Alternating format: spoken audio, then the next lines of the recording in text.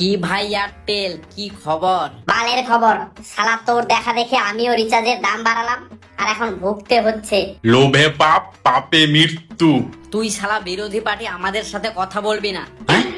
এত চিন্তা কেন করছিস ভাই এয়ারটেল? এখন তো বেশি টাকা ইনকাম করবি।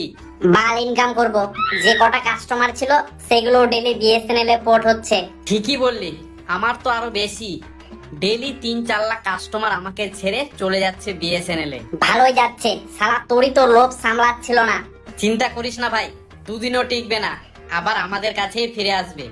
বাবু অনেকক্ষণ ধরে তোমাদের ভাষণ শুনছি, একটু লিমিটে থাকো। অত অহংকার ভালো না, বুঝলে? অহংকার পতনের মূল কারণ। মানে দাঁড়াও দেখাচ্ছি। ও দাদা, কোথায় যাচ্ছো? আরে জিও থেকে বিএসএনএল এ পোর্ট করতে যাচ্ছি।